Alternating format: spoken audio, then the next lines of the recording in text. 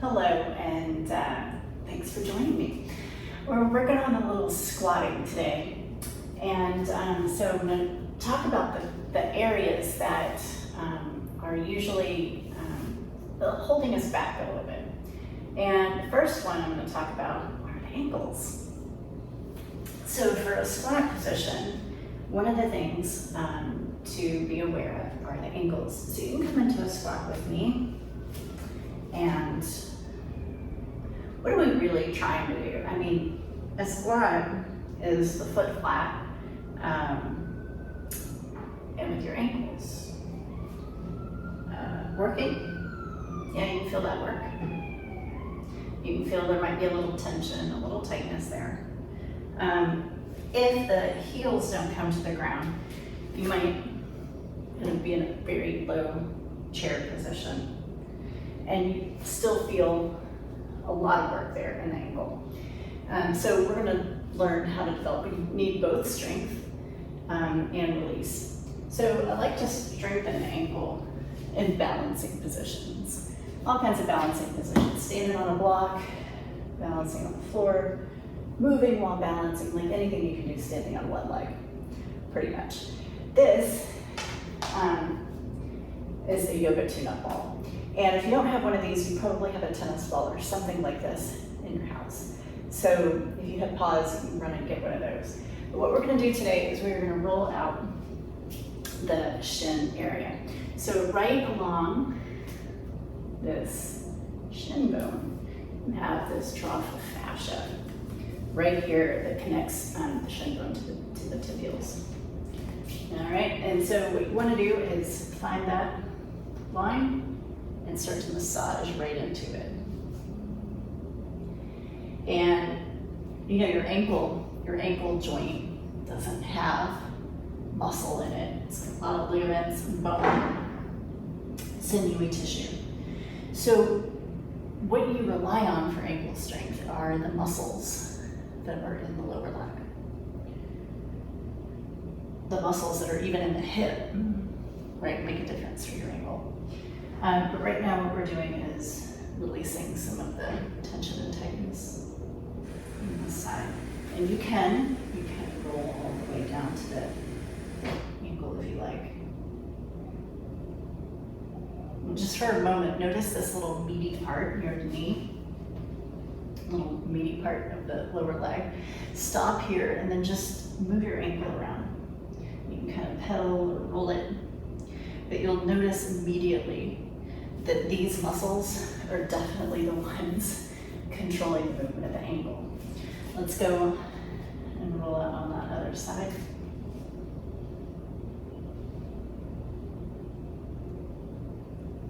Just enjoy this part. It's a good piece. So if you're an athlete or you're a teacher, and you're wanting to develop or teach these things, these are some key elements that you can throw in with your students to help them know what's up with their squat. Sometimes this could be one of the areas that once they have this mastered, their squat just really opens up. All right, let's come out of this, and if you're developing your squat, which we all are all the time, right? Come back in and see what that feels like. And if your heels don't touch the floor, I highly recommend using a little mat roll up. You can roll this a few times, how much ever you need to, and just stick your heels right on top.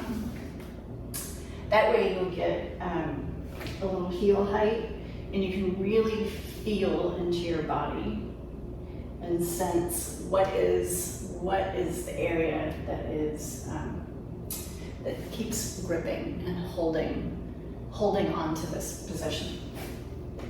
And you'll be able to start to tell, it's my ankles, it's my knees, it's my hip flexors, maybe even. So let's see on the floor. We're gonna go to work on the knees next. So the knees a lot of times are a little tight. We're gonna do something called a knee stretch. So we just we're in our squat.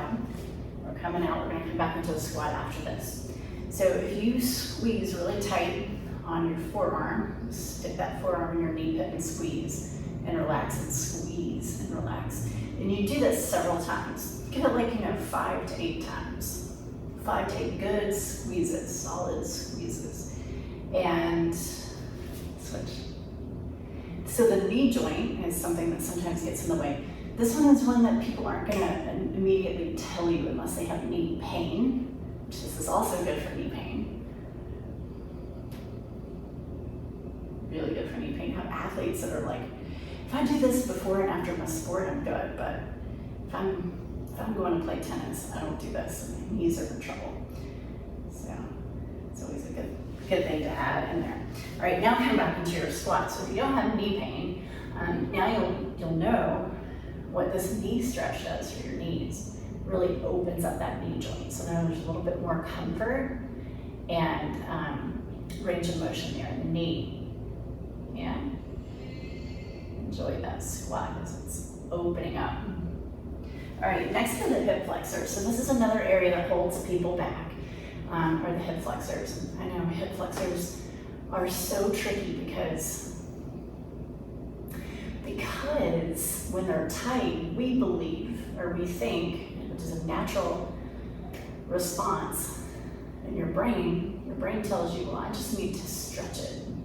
But in actuality, what you do need to lengthen that tissue, but it's not going to have any kind of long-term release unless you strengthen it also. So instead of solely stretching or doing exercises that stretch the tissue, you want to also strengthen. So we're going to come into this position. This is a really kind of quick and dirty one that you can give your students. So what I'm going to do is I'm going to kick my knee towards the shoulder, and I'm using my hip flexors here.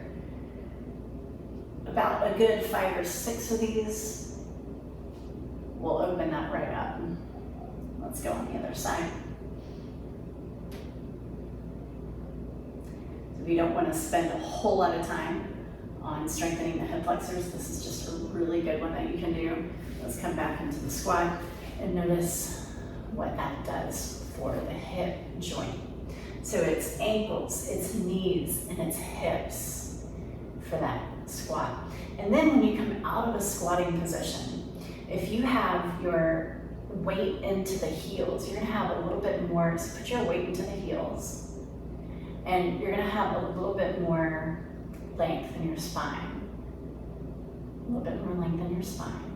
And if you have something to hold on to, like balusters are really great because you have stairs, you have those balusters to hang on to. Or like here, you have a sofa to hang on to. But you can really kind of let your hips pull back.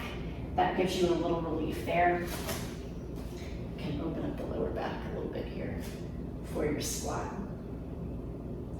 So those are 3 hacks. Hacks or development of your squat. Develop the ankle, open the knee joint, open the hip joint. I'm going to show you one more thing for hip flexors, and that is this little opening of the hip flexors. And really here, more than anything else, you want to keep the back of your head over the back of your hips, which is why I usually tell people to hold the back of their head and hold the back of their hips and do a little forward and back. It's not a big movement, but it does open up the tissue going into external rotation. And I'm going into internal rotation, which is you're going to see people start to go on a cat-corner train track.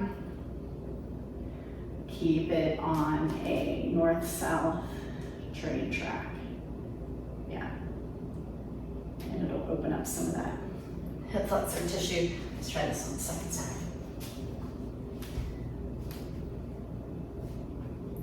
Again, keeping the alignment. These hands are here just to keep everything in alignment. Even people who are really great at paying attention will tend to lean forward in this position, especially if hip flexors rotate. Whose hip flexors are? It's like everyone, right? Like pretty much many people have tension in their hip flexors. I know you felt it on one variation of this or another. Just keep on that north-south train track. And then we'll go into our final squat, just so that you can see how this development occurs. And when you practice this on a consistent basis, your squat will develop really nicely. And squatting is important because I believe, and here's why I teach squatting. It's longevity. It's longevity, and if you start now, and you're always able to squat, you're always able to get yourself up off the floor. And I mean, who wants to fall down and not be able to get up? If you grew up in the 80s, you remember that commercial for that little button that older folks push. And you're not old, but when we're every day doing something like a squat, you'll be able to do it for the rest of your life. So happy squatting, everyone. Keep that lower body nice and strong. It really does add to your longevity and your overall health. Stay tuned, I have more coming at you. Again, my name is Allison. It's just a pleasure to be with you. See you soon.